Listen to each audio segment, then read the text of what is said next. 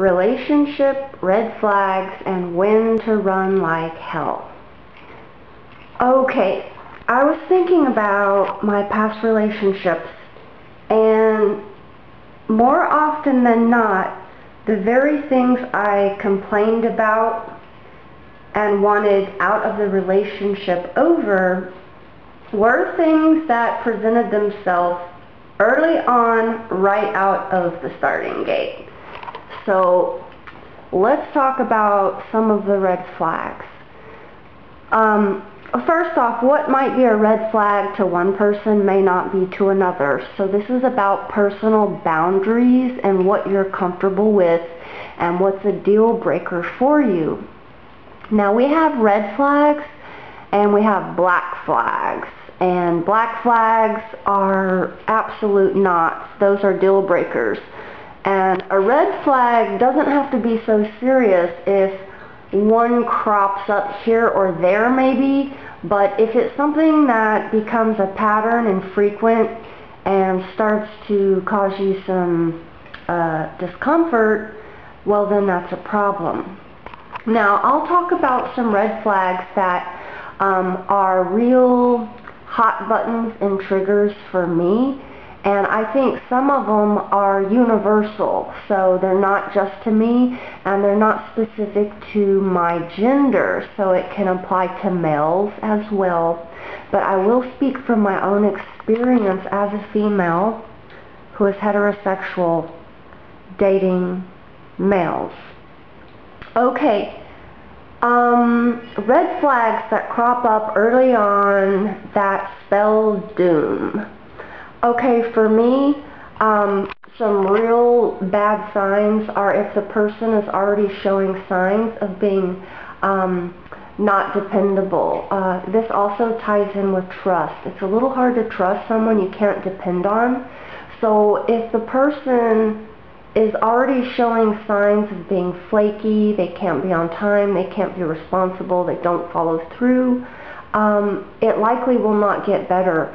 And do remember that early on in relationships, people tend to put their best foot forward. They want to impress you.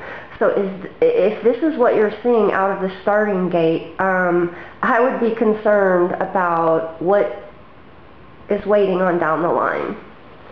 So that's a red flag for me when I see that. I like to see consistency and dependability, and that is very important for establishing trust. Now, speaking of trust, another red flag. Let's say the person does not trust you. They already go into things suspiciously, and let's say you're being honest and straight with the person, but anytime you say something, there's doubt, or you feel like you have to defend yourself or explain yourself. This is a red flag. It could be as harmless as they're just a little insecure and need some reassurance, but then again, it might spell a deeper problem where they have some serious issues with trust in general, and perhaps they themselves might not be trustworthy, because sometimes people that aren't on the up and up think other people aren't on the up and up. But only time will be able to reveal the truth about that person. So it is a red flag when they're very suspicious, and it at least calls to the forefront that there is a trust issue that needs to be dealt with, okay? Whether it's stemming from their insecurity or if you're causing them to be that way. Perhaps you're doing some things that, you know, are suspicious like. Now, I want to talk about the red flags, and some of them are subtle and covert, but they are just as insidious as some of the more damaging black flags, like, let's say, violence. Okay, I have found it true with domestic violence that if it was present in my relationship, it did continue and escalate even. And unfortunately, I have been on both sides of domestic violence. And I think back to relationships I had where there was no violence and there was a very healthy interaction, and I compare those relationships to the ones where there was domestic violence. And something interesting does stand out, because there is a chemistry that is like a dance between the two people. And so a person who may have a very volatile, violent relationship with one person may have harmony with another. For example, some of us hear about the battering male who beat the shit out of one lady all the time, but yet he got a new girlfriend and he treats her like a queen. Well, part of this has to do with the fact the new lady may not allow that, and she sends very clear messages that she will not tolerate it. Zero tolerance. And so you will find sometimes people behave different with different people, rather than the types of people who are just the same across the board. So it is a chemistry thing with people, and if there is domestic violence in your relationship, that is a huge black flag that needs to be dealt with for sure. Most of these couples do not make it, although many of them do try to stay together. And in the end, it doesn't work out. And if they do end up staying together, they're very unfulfilled, and it's dangerous. So in rare exceptions, these couples can get help, but it often requires professional therapy, and extensive therapy at that. And it also takes honesty on both couples' parts to look at the hand they are both playing in this dance. And that requires just a lot of open-mindedness, and then the willingness to try new things. So it is a long road, but this is a huge flag.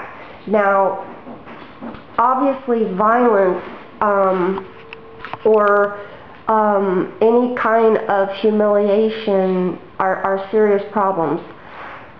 That's obvious. Now let's talk about some of the more subtle, covert red flags that are insidious in that they can destroy your relationship. So they're just as dangerous, and they can also fuel things leading up to violence if your relationship has potential for that. Okay, subtle red flags. Let's say you meet the person, and what you find early on is they're very withdrawn. They're not very forthright or expressive on keeping you informed or communicating in general. Now, this is a red flag because this is a person who's already showing signs of lack of effort in communicating, which is an important thing in relationships. Relationships will have problems, and the number one tool to working through them is communication.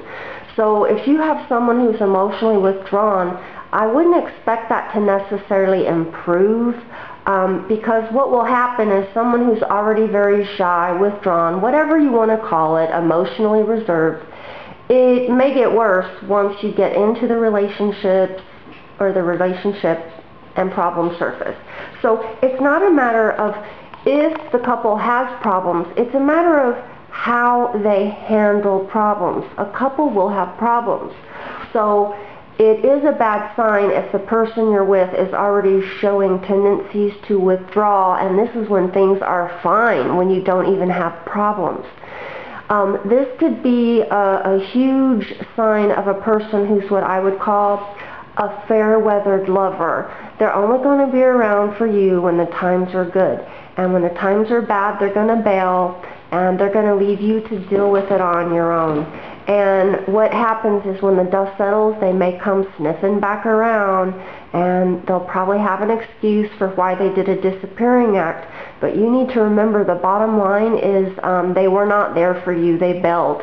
And this, if you're serious about, let's say, having a family or something lasting, that's not a person who's showing potential of hanging in there, you know, because imagine if you had a family or problems to work through that are far more serious than just what the two of you have early in your relationship, you know. So imagine.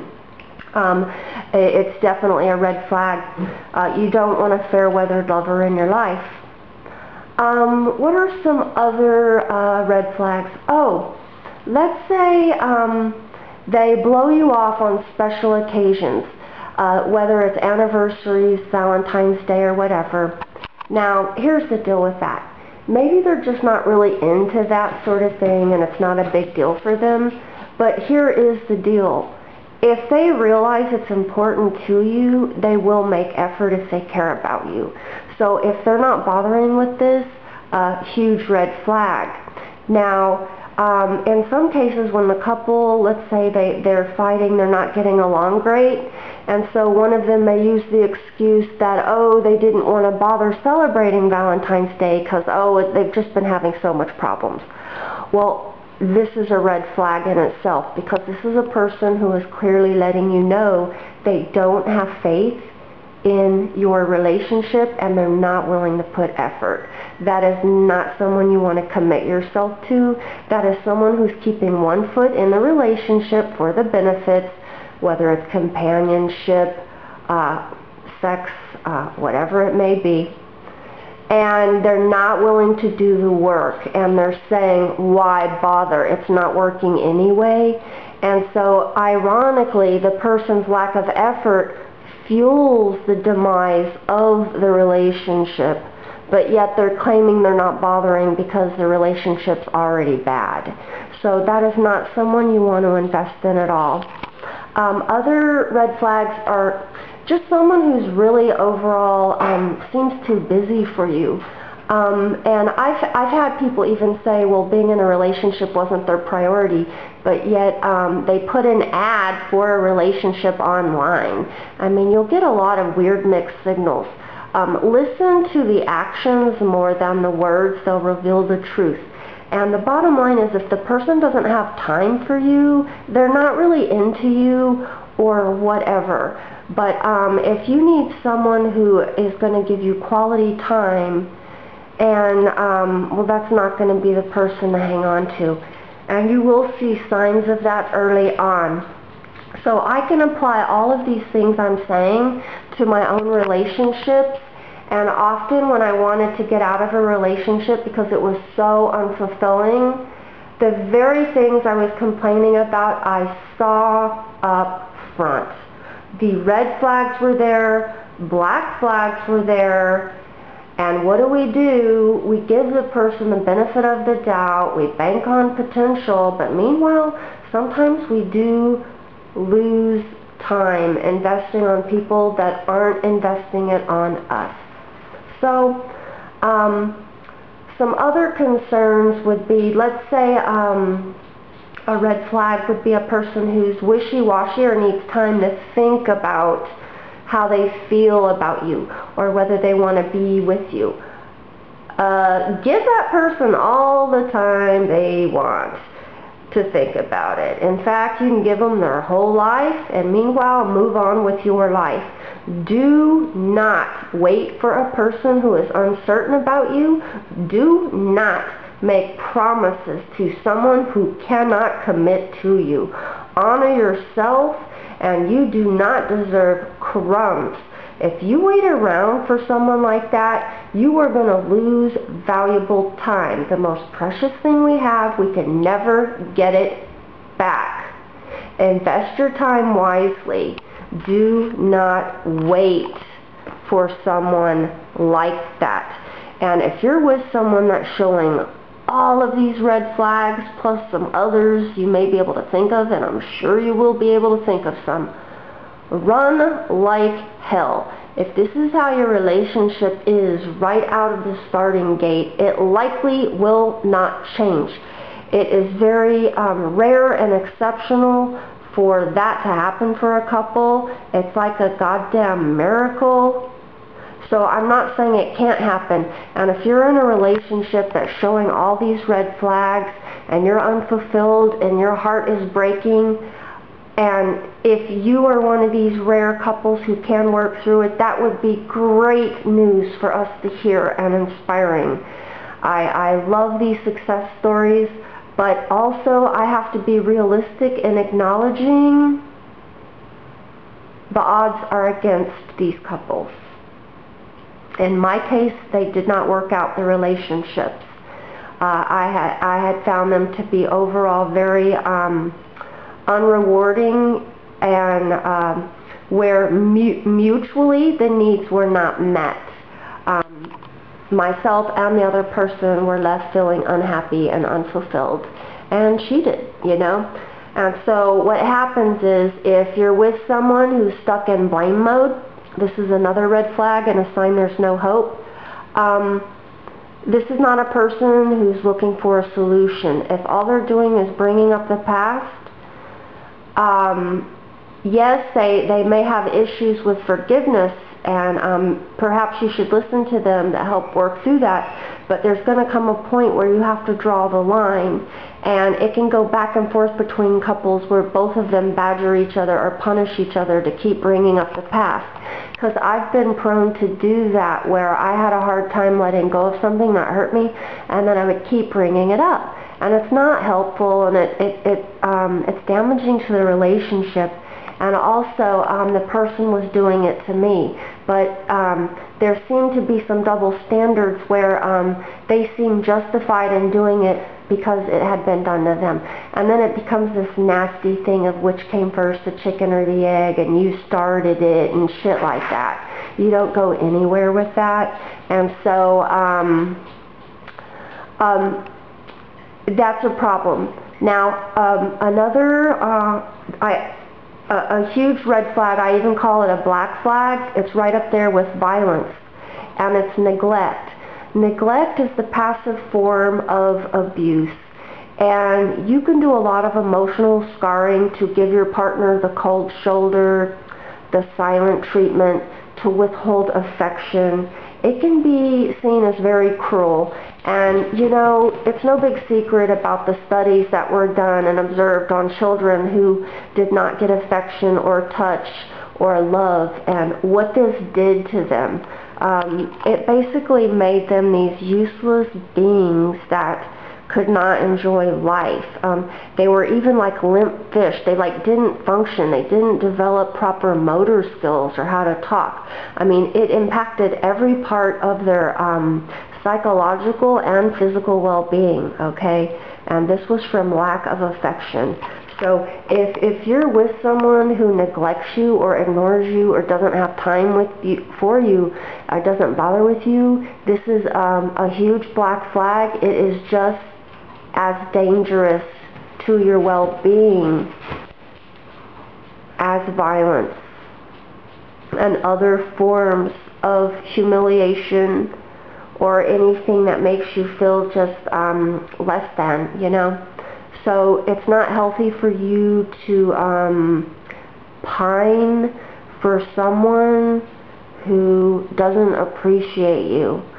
So these are the red flags to look for, and trust your instincts. Also, if there's something that makes you uncomfortable, it doesn't matter if other people are okay with it or they don't consider it to be a flag. If it's a problem for you, it's a flag. It's a red flag.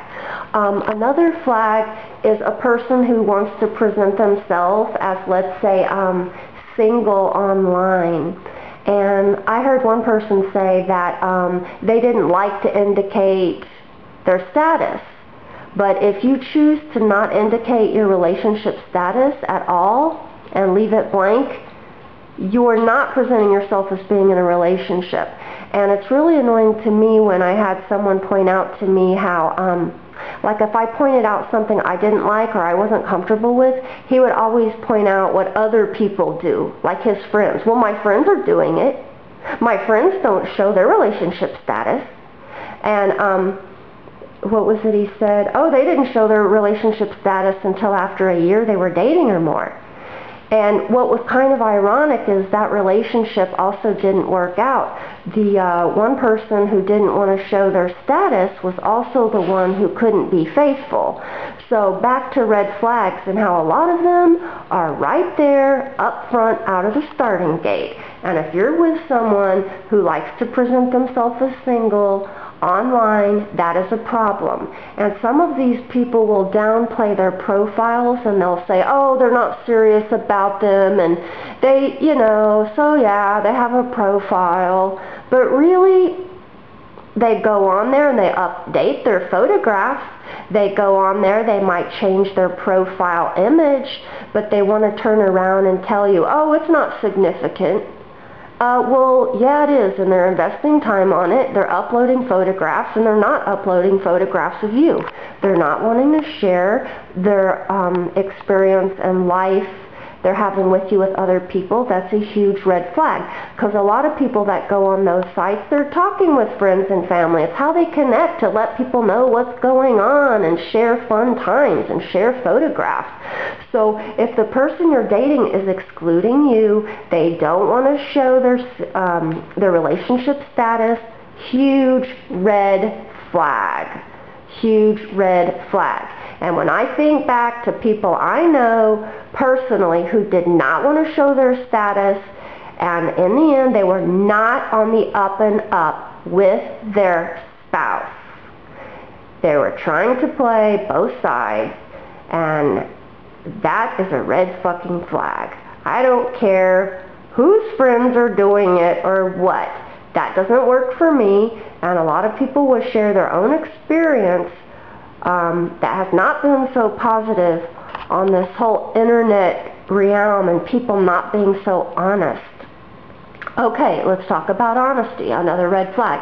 Let's say the person can't be straight with you, and they're like really wishy-washy or afraid to like speak up or just lay things on the table. Huge red flag. Huge red flag. This is a person that's going to keep you in the dark. This is a person who's afraid of your reaction. Now, they might not be a manipulative, vindictive kind of liar who's out to just fuck you over. But if the person cannot be straight with you, you will have problems later, because they're going to spring things on you. You're going to be blindsided with information. And you know what? They're either going to play dumb or whatever, or excuse themselves as if they didn't lie to you. But no-tells and withholding information are problematic and red flags in relationships. They do not build trust. They're not helpful. Okay, so what else?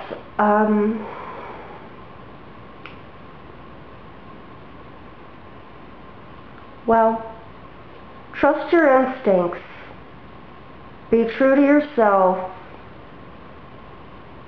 Keep an open mind.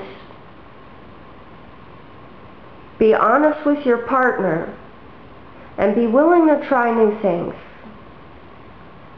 And with these things, we'll have better success.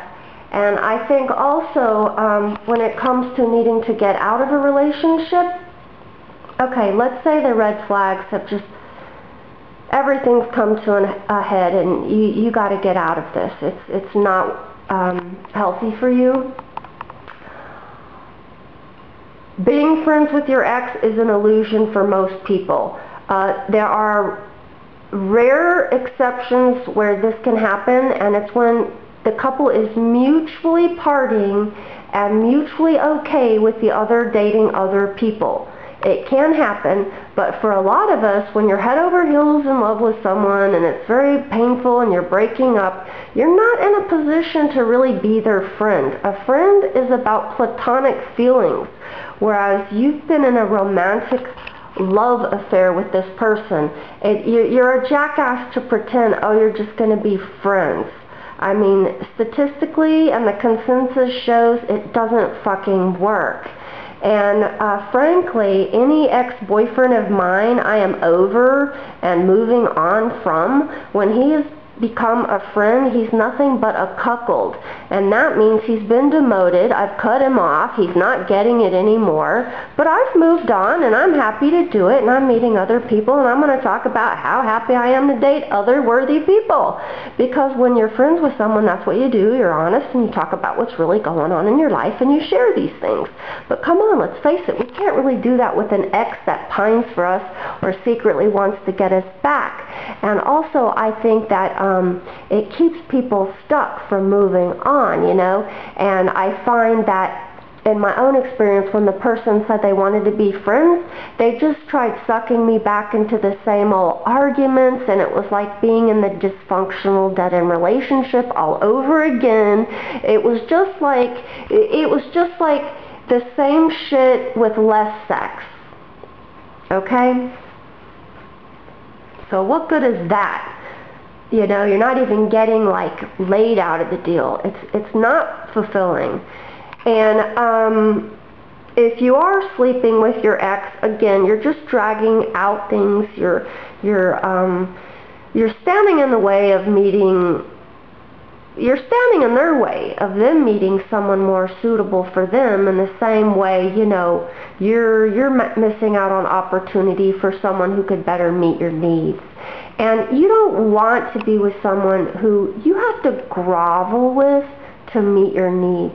The person who is compatible with you and genuinely cares about you is going to be happy to do those things. They're going to keep in touch with you even when times are hard. They're going to want to stay connected with you and work through things. They're going to stay focused on solutions, not just droning on or complaining about the past. They're going to be a person who's meeting problems head on. It's going to be a person who can be straight with you and lay it on the table from the beginning. Now, I saw some videos about these relationships where people wanted to win their ex back, and there was lots of coy games, pretending you don't care. Like if you're hurting and you're brokenhearted over the person, a lot of them were suggesting to pretend you're fine without them, life is great. But really, if my ex acted like he was totally fine without me and oh, it was no big deal, and I was in love with him and wanted to work it out, that would make me not want to be with him. I would not want to invest myself in someone who's not into me. You know what I'm saying? So I would move on. What would win me over would be a very just lay it on the table approach where he simply told me how he felt about me and what he wanted. That I could work with. But I'm not into the cat and mouse games, and I was really put off by some of the suggestions, and these are by professionals. And from a psychological standpoint, I understand some of these work to win your ex back because people want what they can't have, so if you pretend to not want them, they want you more. But come on, what kind of games are these if you have to keep pretending you're not into your spouse to get them to like find you more appealing? Fuck that. So I just I'm rejecting those suggestions. What I would suggest is a good dose of fucking honesty, people. And also, do not grovel. Have dignity in your dating. Be honest with the person about what you want. But if you can see that they don't have the capacity to be honest with you or the maturity to stay focused in the solution and not willing to invest time in you, you know, consider what you're doing and who you're doing it with. So you want to have someone where it's mutual. There is hope, but please do know the red flags when you start dating up front, they likely will not get better. But if you catch them up front and can address them head on with that honesty I told you about and someone who can be direct and mutual with dealing with you, you may have a chance of ironing through these things. So I wish everybody luck. Feel free to share your experience, and I wish everyone a sense of well-being and to find out someone special in their life.